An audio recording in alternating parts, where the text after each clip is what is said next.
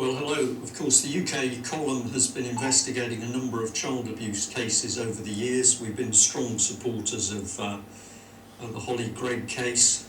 Robert Green, at the moment, still under house arrest at his home in Cheshire, waiting for a court case in 2015. He still doesn't know the charges against him. What has he tried to do? He's tried to bring justice for abuse victim Holly Gregg, and he's tried to expose the abuse of other children with the immediate objective of trying to protect those children. We've been reporting on child abuse victim Melanie Shaw, currently still in Her Majesty's Prison, Peterborough. What has that lady done? Well, according to the Crown Prosecution Service, she's guilty of arson, but of course there's no evidence been brought against her in court, according to the public who've attended. We've got Mickey Summers, also abused at Beechwood House, Nottingham, and the list goes on. 1,400 children in Rotherham alone.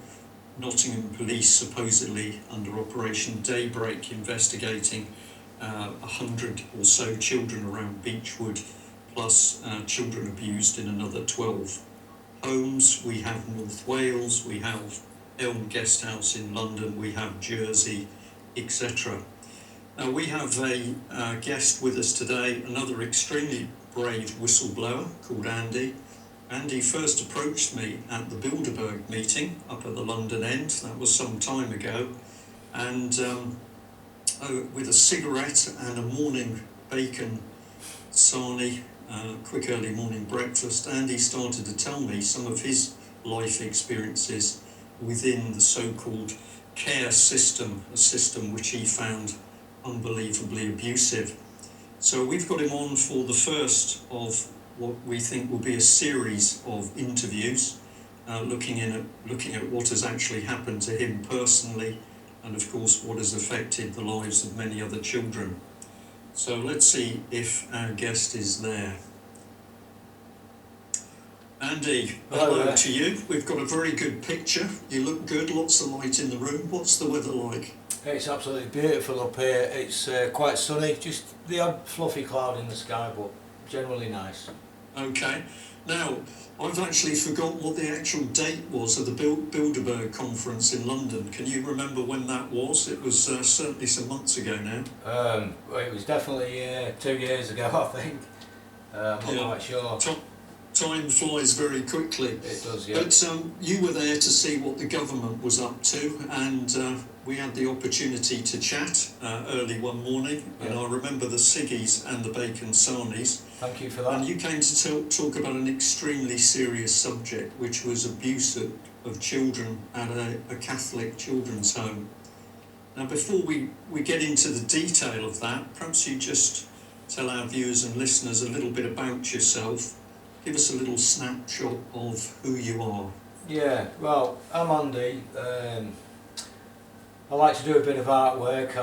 I make sculptures and things. I paint big paintings. For quite a lot of years I've done stage sets for gigs, Fimbulbury Festival, Reading Festival, Glastonbury, Dance Tent, Manchester, the Dome in Doncaster, back in the 80s and stuff. Travelled about quite a lot with New Age travellers and things like that for quite some time, and then settled down into trying to find grants to set up community projects where I was teaching people how to draw, make sculptures, print t-shirts, weld, do mechanics, and these were all working with Eastern Ravens in Stockton-on-Tees, where I took on kids painting, teaching them how to paint and stuff. They were like classified as dysfunctional children. Not a lot of people that want to work with these kids, so I got involved in work like that for a short while. Worked in various community centres, putting on free gigs and things for the kids and that. And being a bit of a activist as well, going out there doing a lot of protests and things like that, getting involved in a bit of politics. Yeah, that's pretty much been my life. Yeah. So you've had a pretty tough existence, which you're going to tell us about, but you've obviously worked hard to get yourself out doing positive things, and it's good to hear that you've started to make some progress on that. But you, I believe, are still really unhappy with the lack of action from local police and the government on the issue of child abuse. Yeah. And you consider yourself to be a bit of a warrior. So I'm going to say to you, tell us a bit about your tattoos. Well, first of all, I don't consider myself to be a bit of a warrior. I think other people do, though. Yeah, my tattoos are they're basically badges of honour. They're badges of situations that I've been in where I've been outnumbered, been against the odds with authority figures, and you know, just I suppose it's proudness of being doing them things and fighting these people as best I can, like in all kinds of ways, from you know turning up at protests to direct action, you know, sabotaging fox hunts and things like that. Right. Yeah. So that's they've what all my got, tattoos are about. they've all got, your tattoos, they've all got a memory attached. They've got every single one of them, yeah, on my head and face, yeah, Yeah. every one of them. Okay, well, let's get into the heart of it. You've got yet another horrific story to tell about what life is really like in the care system. Yeah. So I'm going to give you free rein here. Tell us your story. How did you end up in the care system, and what did you experience? And then we'll move it on through what's been happening in more recent months. But start at the beginning. Tell us how it happened. Yeah. The first time I got put into care, well, the first time I entered into care was when I was a year old, and was fostered out up until I was 8 years old. From 8 years old I got put in my first children's home. I was at the time the youngest child to ever go into a home like this. From there I suffered quite a lot of abuse, physical and mental abuse, beatings in shower rooms, being touched up by, can I mention any names? But at this stage, I think you certainly mentioned the name of the home you were in, Right. but I think we'll leave the individuals out until we can sort Yeah. of put more factual evidence up on the screen. So, Yeah, the first children's home that I went to was called Dayton Close School, and it was in Louth. I'm sure a few of your viewers will remember this as well when they see it. From there, from Louth I got taken to another children's home called the Cedars. And from there I then went to St William's, where even more abuse took place, beatings, lots and lots of kids getting raped. When I first went to the school there was other kids warning me, stay away from that teacher, stay away from that teacher, you know, pointing them out. As time went by, so we kind of could pinpoint which ones were messing with us. and how old were you then? I was about 12 years old, 13 years old I think then, 12 coming Right. 13, yeah. Okay, and then where did you go to from there? Sorry, no, I was 14 then when I went there. I was 13, 14, sorry. There was quite a lot of stuff going on in St William's, yeah. Sorry, where did I go from there? From St William's? No, okay, so sorry, I've confused you slightly, so sorry about that. So you were at St William's at the age of about 13, 14. Yeah. Yeah, okay. And you had a tough time, but it wasn't until later that you actually really began to understand what had happened to you. Is that correct? That's right, yeah. The police came to see me 14 years ago. What happened was, by the way, I'd always like just kept myself to myself, handled all these situations and stuff. Managed to get a family together, and then I got a knock at the door by the police, who were investigating Operation Eno or I'll Go or something like that. Reno, sorry, yeah. And they said to me that they had 2 people in custody, and they had made a statement about something that had happened to me in care. Then they asked me if I could remember getting knocked out in this children's home. Now, I could remember getting knocked out, so I said yes, I could remember that. And they said, right, well, these two guys have made a statement saying something happened to you for 5 days. And I said, what, 5 days? They said, can you remember how long you was unconscious for? And I said, about 2 hours. They said, no, you was unconscious for 5 days. I asked them then how they knew that. Because the two chaps in the police station had made statements, they had also mentioned a house mother. Now, and a book, an accident report book, that was in existence as well. So they went to see the house mother. The house mother told the police that she had made a statement in the accident report book that I'd been kept unconscious for 5 days with no medical help, no doctor called, just left in that room for 5 days, and this was a single room. Well, a bit shocking, like when you're 35 years old and you're getting told all of this. You find that out from somebody else. That is quite amazing. No, this is later on when I had a friend in Durham who started looking up some stuff, because I'm not very good at reading and writing. I have some friends that I told and asked them if they would research it for me, and they found that this house mother had made a statement to the police. It was in the local papers, and it was also in an internal investigation that was done by the police, which I have records of as well. I have so much information you wouldn't believe. But just tell us what police force is actually handling this investigation, Andy? My investigation is Humberside Police, and they've been investigating it for nearly 20 years now, but they only come to see me 15 years ago. Right, so they've been investigating for 20 years. They've brought you into the case 15 years ago. Yeah. I'm just going to jump ahead. So what progress has actually been made then in 15 years? Have they actually arrested anybody? Has anybody gone to prison? Well, it's a bit of a sad story, because I need to go back to how they've been dealing with the paedophiles from that children's home, the monks that were abusing us. The two lads who had made these original statements, one of them we know now is dead, committed suicide in prison, and the reason that they were in prison is because they went to go and murder 2 of the priests that were raping us all. Yeah. Now they got caught doing that, so the police put them in prison. They then made the statement about what had happened to me and various other kids. They went and interviewed the 2 paedophile priests. They also charged them, took them to court, but the information that the house mother had gave them, the police didn't bring it into the case. Now, because it wasn't brought into the case, the 2 paedophile priests were let go. They was found not guilty and let go. Meanwhile, them 2 poor guys were in for attempted murder, and one of them killed himself because he couldn't handle what had happened.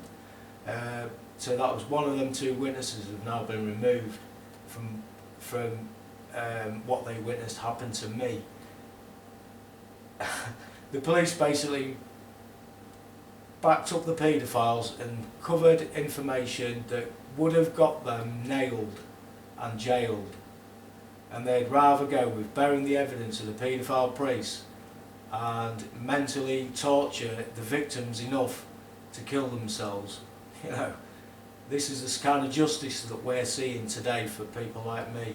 Now, to answer your question of how it's gone so far today, the police have never ever come back to me on this. They've sent me emails and letters which I've forwarded to you, and you can look through those and work out for yourself how much they haven't investigated and how much they've made excuses up so they don't have to investigate. They do say they have investigated some cases and say that it's not serious enough to investigate.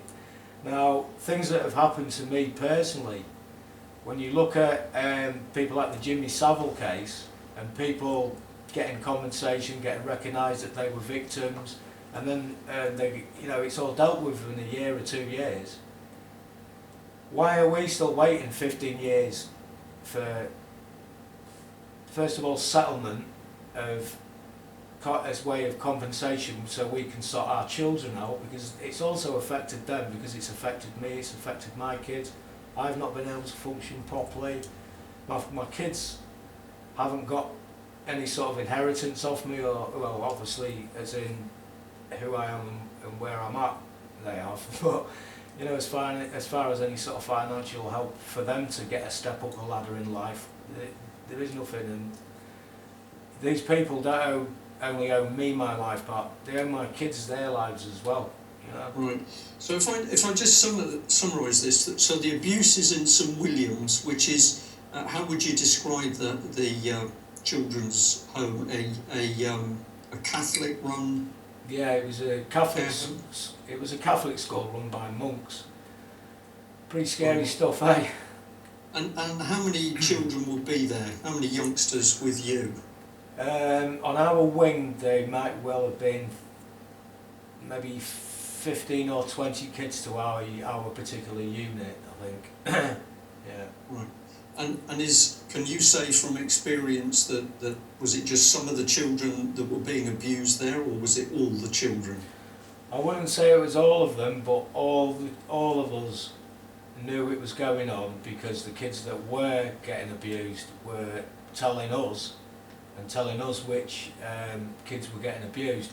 But like, even being a kid yourself, you're like, because you're a child, you don't know what abuse is. That you don't picture that a grown man is going to rape you at the age of 15, you know, 14 and 15. You know, you just, so you kind of disregard it to an extent, but always keep it in mind that if these people do approach you, to stay the hell away from them. Like, and I think my personal feeling right now is, due to the kids' homes that I've been in previous to St William's, I'd always, when they approached me and told me that they had to feel my genitals for the doctors and things like that, and you know, they'd regularly do that.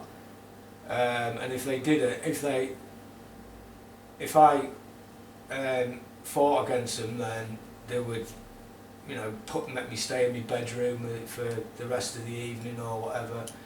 But I used to be a screamer. They'd come in and do that to me, and I'd start screaming my head off and trying to fight them, like, hey. So they never.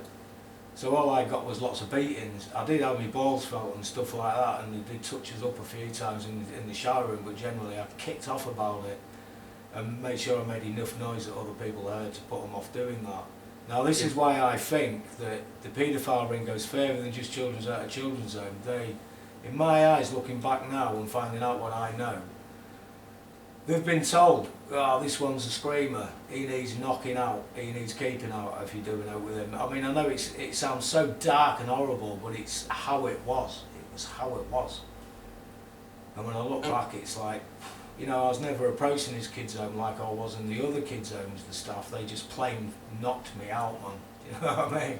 Well, and Andy, I can tell you that another very brave lady called Teresa Cooper, she actually spent many years inside a Church of England children's home, and during her time there, she, along with other girls and some of the boys, were drugged unconscious. Yeah. And she was able to actually get hold of some of her medical records when she finally got out of the place. Wow. And the medical records showed that excessive levels of drugs were given in order to knock the girls out, and then they would be unconscious for hours at a time or overnight at a time, and people were coming into that supposedly care facility in order to abuse them.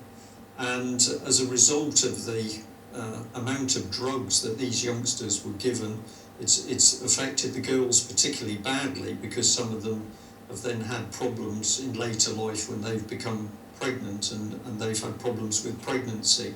So this pattern of drugging youngsters unconscious in order for people to obviously come in completely and abuse them and remain completely anonymous there's a pattern to this. Yeah.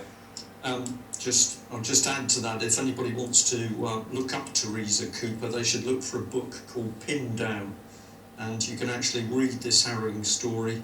And just as you are saying, Andy, Teresa Cooper, at the end of her time there, was able to get factual evidence. She was able to get hold of records from that home. She was able to get hold of the medical records showing these excessive doses. And despite this and the testimony of other youngsters who were in that facility with her, absolutely no real action by the police. And how did it end up? Well, it ended up with the church, of course, effectively buying their way out of the problem, buying silence. Yeah. So I think you're telling us the same. It's the same pattern around your own abuse here. Yeah. I'd like to add that when I came round, when I finally did come round in my bedroom, I was I was naked, laid in my bed, very sweaty, very sticky. I had to get a bath at that point. Got in the bath, and from there I had what I know now is my first migraine, but at the time I thought I was actually dying. And I got kaleidoscopes in my eyes that moved from one side of my eyes to the other. I just thought I'd mention that as well. But yeah, but I can kind of remember very, very vividly, sort of cloudy, misty memories of coming round and shadows and things like that. You know, I can kind of remember seeing stuff like that. Whether I was becoming sort of half conscious or not, I don't know. But it makes a lot of sense to me hearing that. You know, it makes the penny drop, knowing that's happened to other people and they can prove that it's drugs. That more than likely, if it was 5 days that I was kept unconscious for, then yeah, I was drugged up. I must have been. I reckon, Andy, that what you've already said live on camera is certainly enough to shock many people. We're going to go into your story deeper, but the aim of today was to introduce your case as yet another case where the evidence is all there of abuse, systematic abuse going on in these care homes. Yeah. Just to bring us up to date now, you've been, I think, dealing with a solicitors company who is supposedly there to help victims from St William's and other homes. Laughable. How have you been finding them? Are they supporting you? I find them laughable. Jordan solicitors were the first people that I went to, and they are basically telling us that they're going to bunch like 5 cases at any one time into a courthouse. So instead of us being dealt with individually as we were individually abused, they are almost wholesaling the cases. It's like a cattle market. It's not to hear each victim's suffering. It's to just simply wholesale. Oh, there's another 5 that wants financially sorting out. There's nobody being actually prosecuted for any of this. There's no criminal charges being brought against anybody that's abused any of us. They're just basically trying to pay us off to keep it out of the public eye. Now, because of this, because they were bunching up the cases, I wasn't happy about that. So I spoke to another solicitors, which is can't remember the name off front, but they took Swiss Callis solicitors, and what they basically told me that it was disgusting how this company were treating me, and that those cases shouldn't be heard in a bulk, that they should be individually dealt with. So I let them take the case over, and then lo and behold, I get a letter off these Swinsky solicitors doing exactly the same thing. You know, they've gone and put 5 cases together and put them in and said, oh, your 5 cases we've put together, but we're not actually going to put them into the courthouse. We've got to see what happens with these other 5 cases we've just put in first, because then it'll give us an idea of how the judge is going to deal with your case. Right. How can that be? So, Andy, this to me mirrors what's been happening in Nottingham, where basically the Beechwood victims, a lot of them have been cycled through a civil court case. So this is where Nottingham City Council and Nottingham County Council have tried to buy off the problem. So The rough figure per person was £9,000. This is what's been paid out by the Nottingham authorities, and I also understand, I've got to check up on this, but I also understand that actually the majority of the money went in solicitors' fees. Now, I may be incorrect on that, I will check it, but what we see is the priority to civil case, and then everybody gets caught up with the money, the compensation, and the cases do not actually go to court for criminal hearings. Do you think that your case and the other cases will end up in a criminal court? No, I don't. But what I would like to do is let them make me an offer, and then the offer obviously won't be enough to put anything right, because it's not been in the public eye. I've told every solicitor who's took my case on, I've told them I want it in the public eye. I don't care about the money. I want it in the public eye, and I want it exposed. And all they've done since I've said that to them is just drag the heels on and on and on. The court case has been selected to put in front of the judge for next year. So that's going to be 15 years now. 15 years. On top of that, the solicitors, to answer that question about the solicitors' fees, well, it's all right. If they're given, if I do get an average payout of £9,000, my solicitors' fees so far already are £15,000. Get that? So what the hell are these people doing to us as victims? They're victimising us even more. So what I want to do is for them to make me an offer, and then hopefully I'm going to be able to get a team of people together who knows about common law. I don't know whether this will be able to happen, but I would like to get a group of common law people together, because once they've made me an offer, they are then accepting liability. And then I want to take it out of the hands before they, because I'm not going to accept the offer, but I then want to take it out of their courtrooms and take it into a common law court. Now, I don't know whether that can be done or not, but these are the avenues that I'm trying to get it onto, so it makes it illegal what they've done to us, not just a case where they decide how much they're going to pay us off. Yeah. So this Andy is absolutely about the route to recognition as to what's been done to you, so the truth comes out, and then there is proper justice. And you're saying, and I totally agree with you, we're now seeing such corruption in our courts that there's got to be another way of doing it. Common law courts seem to offer one route for that. But I'm going to say you've given us a fantastic overview. Thank you. I'm going to thank you for speaking out, because I know it's difficult to speak out on this subject. Yeah. But the wonderful thing is, I've learnt this from talking to other people, is of course every time somebody like you is brave enough to speak out, other victims of the system come out the woodwork, and ultimately that's what we need, so that we have got the thousands and thousands of people who've suffered at the hands of the state in a position to demand action, to derive justice for themselves. Yeah, Okay. absolutely. Can I just say, if there's any victims out there from St William's, Dayton Close School, please contact me on info@exit2000.co.uk. I would like to organise some kind of a protest about the way we're being dealt with and the way we've been dealt with so far. I've read an horrific story today about one chap who went to St William's. He poured petrol over himself and said, "Hey, so fucking fire, man." Set his son on fire. Yeah. Because of the stress of all these court cases, he set himself on fire, man. 95% burns all over his body.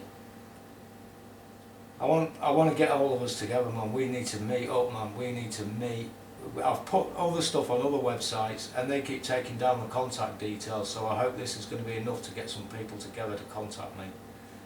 Okay, well, Andy, Get strong. We'll help you with that. We'll put an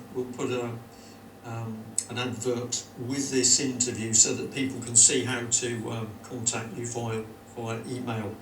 I'm going to finish it there. Thank you very much for coming on to UK Column and telling us your experience. Brian, Can I say thank you very much to your team for covering this story, and there's lots more to be heard of me yet. I've got horror story after horror story about these kids' homes in Wildwood Bintret, and evidence, phone calls from solicitors, police. You know, I've videoed every single conversation we've been having, so I'm really pleased that you took it on and give us the opportunity to show the world what is going on with not only victims and what is possibly going on to this day in children's homes. It needs to be stopped. Thank you for those kind words. Thank you. And of course, this is just the start, and we're going to be doing more with you over the coming weeks and months. So Yeah. thank you very much. Thank you Andy. too. We'll see you again. Thank you very much.